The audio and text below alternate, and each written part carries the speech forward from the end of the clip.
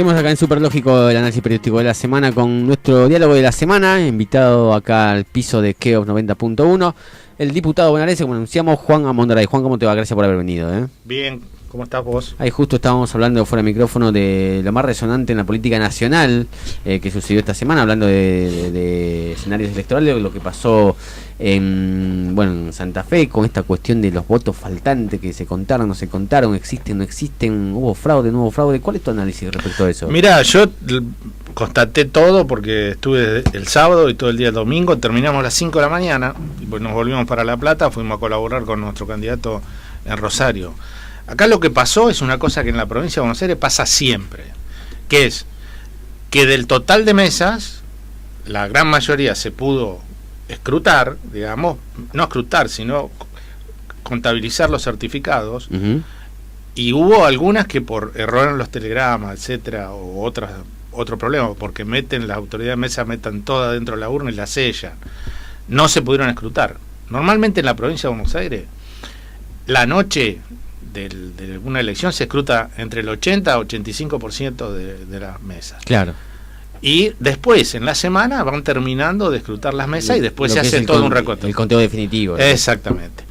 Acá pasó que se contabilizaron todas las mesas, menos 700, pero cuando cerraron el escrutinio provisorio, la autoridad la autoridad electoral puso 100% de las mesas escrutadas, siendo que en realidad lo que tenían era el 100% de las mesas recibidas, pero escrutadas. Pequeño gran error. Exactamente. Yo lo que digo, lo que pasó, para decirlo de una manera muy gráfica, lo que pasó en Santa Fe es lo mismo que pasa en la provincia de Buenos Aires, siempre, desde yo tengo uso de memoria, salvo que no hubo un pelotudo que puso escrutadas. Claro, exactamente. Acá en La Plata normalmente siempre faltan 60, 70, 80 mesas por estos errores.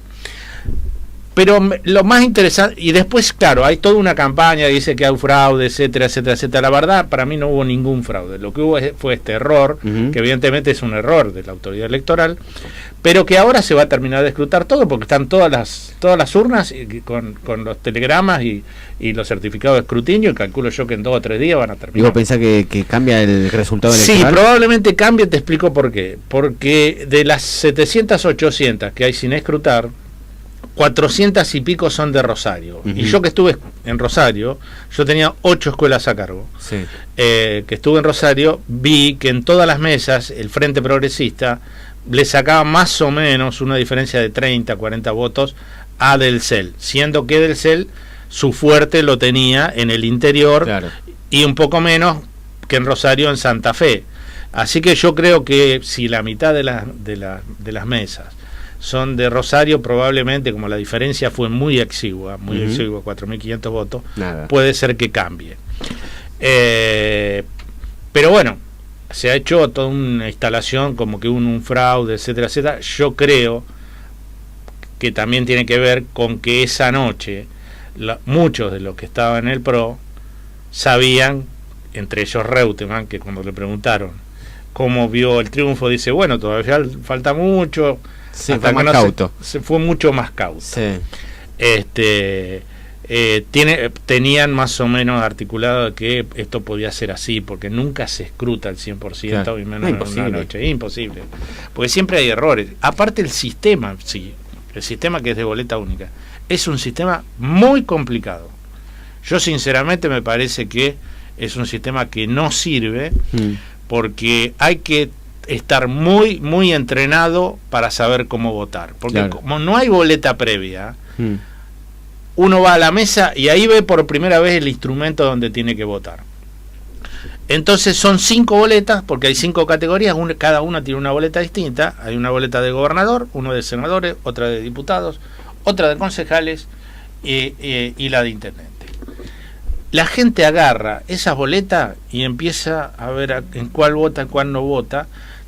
Es una boleta no muy grande, donde, por ejemplo, en la categoría de gobernador había 24 fotitos con el nombre al lado. Una cruz, una y hay que marcar con una cruz. Yo lo que veía que la gente lo único que votaba, lo que atinaba a votar, era lo que conocía. y que en lo que conocía había un voto muy contradictorio, porque muchos de los votos que vi eran a Del Cel para gobernador y a diputado a Bonfatti. Claro. O sea, votaban por un lado al PRO y por otro lado al oficialismo, al Frente Progresista. Yo quiero entender que la gente votaba nada más que a las figuras que conocía. Claro, sí, una referencia, digamos, de icono, ¿no? Exactamente. De icono, voy donde conozco. Por ejemplo, las boletas de concejales. Había una boleta, eran 43 las listas de concejales de Rosario. Entonces había 23, creo, de un lado y 20 del otro. O sea, una hojita con 20 caras y 20 eslogan, 20 nombres de un lado y 23 del otro.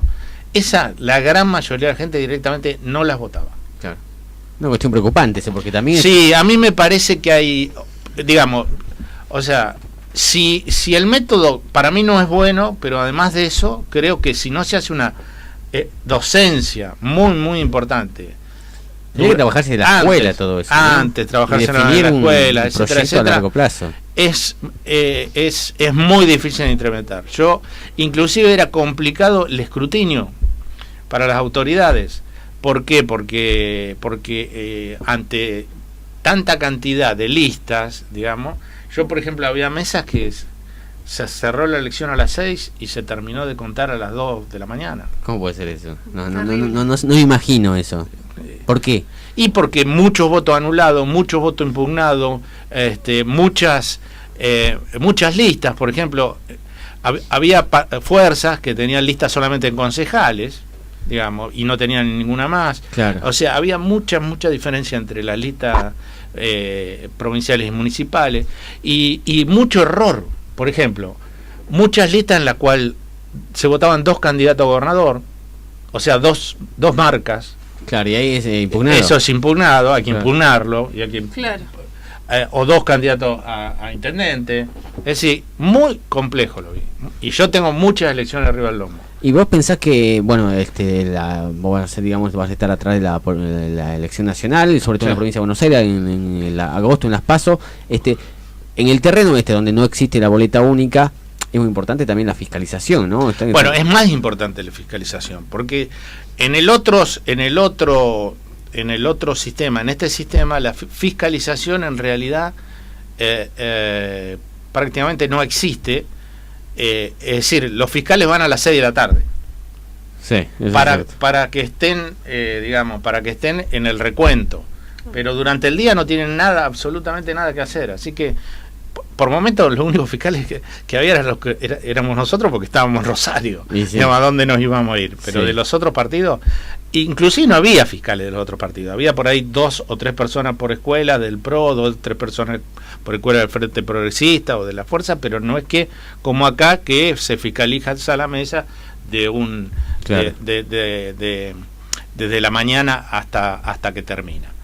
De todas maneras, me parece que no es el ideal el método nuestro, probablemente el método sea la urna electrónica, a mi modo de ver, el ideal, pero con este sistema tampoco estoy de acuerdo porque es demasiado complejo, complejo y ya, digamos, para votar. Lamentablemente ha demostrado un gran error quizás esto podría haber pasado en cualquier sistema, ¿no? O sea, eso de cambiar la palabra recibido a escrutado, o sea, claro, sí. Es un error, digamos, que no tienen que ver, pero digamos, los datos que vos aportás no solo se refieren a ese cambio, sino a una cuestión también de mucha complejidad para votar, para la que gente pueda ver, entender lo que vota. Claro, exactamente. Es un tema para tener en cuenta. Bueno, veremos qué pasa en las generales allá. Yo creo que van a tener que poner mucha... A mí me parece que, creo que en la anterior elección, no en esta, se había trabajado sobre los chicos en las escuelas y sobre los alumnos, y los alumnos después le tenían que explicar a los padres cómo era. Claro.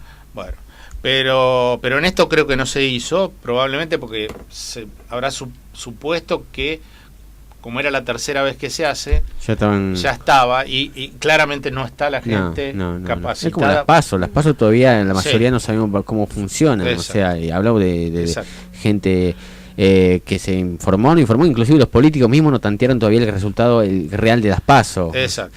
Bueno, y hablando de las PASO que se vienen, a mí me interesa hablar primero de la gobernación bonaerense. El Frente Renovador tiene ¿4 son ahora? Sí, 4, quedaron 4 sí, con Cariglino. Trascendieron declaraciones justamente de Jesús Cariglino esta semana, un portal bonaerense que decía que era tiempo de que Massa piense en la provincia de Buenos Aires. Un tipo que hoy por hoy comulga en ese espacio, digamos. Sí, yo creo que está obviamente en este espacio. A ver, yo estuve con él a posteriori en la reunión de Mercedes. Si lo dijo, se lo dijo un portal, puede ser, pero ahí no dijo nada de eso. Es decir, ahí no, ahí lo que estuvo claro que fue la reunión de todos los intendentes del masismo, que es digamos, de la provincia de Buenos Aires, que es, yo diría, el sector de más poder dentro del Frente Renovador. Y bueno, de lo único que se habló de los pasos a seguir, pero con absoluta claridad el objetivo de Massa y de todo el Frente Renovador es que Massa sea candidato a presidente, por diversas razones, pero una fundamental. Nosotros creemos que hay mucha bambolla mediática, mucho humo mediático, pero cuando nosotros vemos en los distritos, y lo puedo decir porque acabamos de hacer una encuesta acá en La Plata, los números son muy buenos para nosotros. Así que yo, como decía Mark Twain, las noticias acerca de mi muerte son un poco apresuradas. Decía Mark Twain. Yo creo que me parece que hay todo como una ola que está queriendo pintar de amarillo todo, pero me parece que eso termina este domingo, en la última elección que lo va a ver victorioso de alguna manera al PRO, me parece que es esta y después viene toda una serie de... Claro, todavía faltan 4 o 5 meses. Y esta cuestión de la gran interna opositora... Bueno, eso sería una cosa interesante porque yo siempre estuve a favor y estoy a favor de que eso... ¿Por qué? Porque yo creo que en los países como el nuestro, como se ha visto en América Latina, los gobiernos ya tienen demasiado peso para enfrentarlos desde individualidades. Para mí, un sistema con la PASO permitiría que todos los que se consideran oposición vayan a una PASO en la cual cada uno pueda dirimir su candidatura, y obviamente porque tampoco el gobierno es una línea sola. O sea, hoy el oficialismo tenés desde los que están con Scioli, los que están con Randazzo, los que están con el Movimiento Evita, los que están con el Colina, los que están con Juan, con Diego y con Pedro. Claro. Tampoco es que piensan todo lo mismo. Claro. Entonces hay una uniformidad que la da estar en el poder, pero esa uniformidad en muchos pensamientos no es así. Yo cuando hablo de economía, por ejemplo, con la gente de Scioli, que me dicen que digamos sus motores intelectuales, etcétera, etcétera, ¿quiénes son? Blecher, fue presidente del Banco de Inglaterra, un hombre que viene obviamente del liberalismo, etcétera, etcétera. O Bain, que fue un economista de la administración de la Rúa, era viceministro de Economía durante De la Rúa, no piensa lo mismo que lo que piensan los de otros sectores. O sea que si eso puede ser un conglomerado, porque en definitiva están en el poder, yo creo que la oposición también puede formar un conglomerado. Lo que pasa que ahí hay mucha gente que es muy mezquina. Claro. Yo creo Pero vos te imaginás una PASO con, qué sé yo, Macri, Massa, Stolbizer, en un solo espacio, sería un solo espacio. No es solo espacio. ¿Y cómo sería un solo instrumento, que es otra cosa distinta. Cada uno tendría sus candidatos a diputados, candidatos a concejales, candidatos a intendentes, etcétera, etcétera. Pero va a haber lugares en donde gana uno y en lugares en donde gana otro, y eso va a fortalecer a la oposición. Porque si no, se hace muy difícil. Ustedes vean, digamos, para ejemplo, pongamos Brasil. Brasil es sin tener una PASO, tiene una elección que es la confluencia de varios partidos por un lado y varios partidos por otro. Y inclusive hay partidos como el PMDB, que en algunos lugares va con el oficialismo y otros va con la oposición. O sea, yo no veo cuál es el problema ahí. El problema es que algunos dirigentes no tienen la valentía de enfrentar una elección contra quienes estamos en la oposición, porque yo creo que el único problema por el cual el PRO, Lilita Carrió, etcétera, no quieren enfrentarse con Massa en una PASO porque creen que pierden. Pero es muy difícil que alguien que no pueda ganarlo menos pueda ganarlo más. Entonces yo digo, ahí se puede determinar quiénes son los mejores candidatos para la gente de la oposición. Bien, vos estarías de acuerdo entonces en la gran primaria, claro, la gran paso opositora. Claro, yo creo que debería haber paso opositora en la nación y en la provincia. Porque es la manera de fortalecer a la oposición, no hay otra manera de fortalecerla. Ustedes saben que la oposición tiene mucho problema, no por su llegada a la gente, sino que va contra un aparato muy impresionante, en el cual, obviamente, que el clientelismo, el voto subsidiado, etcétera, etcétera, etcétera, tiene un peso muy importante.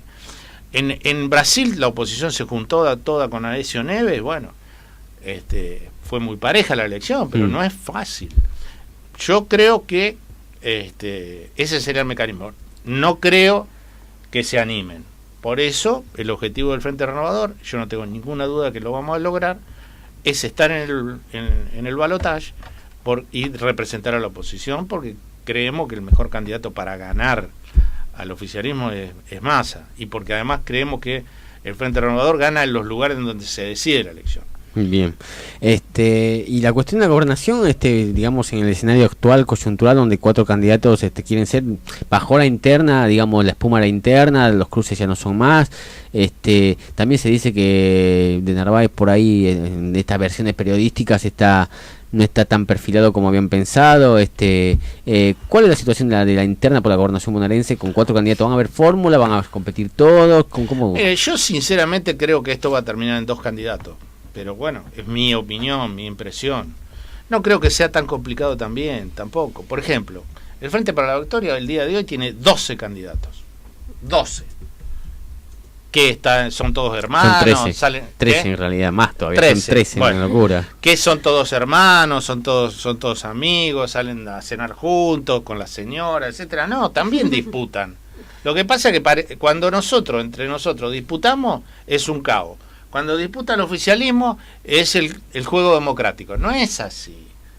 Esto no es de almas bellas en ningún lado. Esto es política. Esto es política. O sea, ¿cuántas fórmulas va a haber? Bueno, ahí va a decir Cristina en el Frente para la Victoria. Pero yo supongo que por lo menos 2 va a haber. En el caso ese, en nuestra fuerza, yo creo que también va a haber 2. Porque además, la provincia de Buenos Aires es muy grande. Hay que tener recursos, hay que tener logística, hay que tener una serie de cosas. Entonces, no, más allá de que muchos quieran ser, a veces ¿Y para vos no se puede. quiénes están mejores perfilados? Y yo creo que el mejor perfilado está de Narváez y Justosi. Puede ser que también terminen enfrentándose con fórmulas compartidas, digamos. Compartidas. A mí me parece que la PASO es un buen mecanismo. Yo no creo que lo mejor sea tener listas únicas. Las listas únicas, sobre todo en una provincia grande. ¿Pero no es el temor de los intendentes eso? De todos los intendentes. O sea, no solo intendentes del Frente para la Victoria. No, o sea, intendentes en general dicen, no, vayamos con lista única, así no me arman una lista paralela acá que me saque votos. Sí, bueno, pero al final del día hay que preservar lo que más le conviene al conjunto. Yo creo que para los intendentes es una complicación, pero es una complicación para todos los intendentes. Claro. No para los de uno. No, por eso te digo, es la preocupación de todos, en general, hasta los radicales. Exactamente. Que quieren una lista única y bajaron a base recién hace claro, poquito. Exactamente. Y se van con Vidal. Bien, para ir cerrando, esta semana se plasmaron dos blanqueos de fuga, vuelta, no sé cómo llamarlo, de Baldomero Cacho Álvarez en el Senado, que volvió al peronismo, dice él, no dice al Frente para la Victoria, y del senador Colareco, que andaba boyando ahí buscando algún espacio político, que ahora se mostró con Scioli y apunta también a estar conformando no sé qué espacio, porque no lo veo en Frente para la Victoria, pero bueno. ¿Quién? A Colareco. Y creo que está con Scioli, pero ¿viste? Claro, ¿cómo tomás estas cuestiones? Digamos que yo creo en el que son Senado dos se perdió cosas número interesante, dos legisladores. Sí, son 2 cosas distintas. Yo creo que de Cacho Álvarez, con todo respeto, creo que nunca estuvo en el Frente Renovador, es decir, siempre estuvo con una pata en el ciolismo y una en el Frente Renovador. Y bueno, yo iba a decir eso, perdóname, pero yo iba a decir eso, que era una especie de emisario espía sciolista que siempre lo fue y que terminó volviendo al lugar donde nunca se fue, pero era muy conspirativo mi teoría. No, yo no creo que sea conspirativo conociéndolo, pero bueno, y Colareco me parece que es un chico que está mal anotado, digamos. No creo que sea una mala persona, pero quiso hacer, digamos, quiso enfrentar a Joaquín de la Torre. Joaquín de la Torre es un gran intendente, está muy bien instalado, etcétera, etcétera, etcétera, etcétera. Tuvo dificultades para poder armar eso, bueno, y empezó a tratar de ir por el PRO, etcétera, etcétera, y ahora terminó en el ciolismo. Yo tengo para mí que va a terminar en la nada, digamos, ¿no?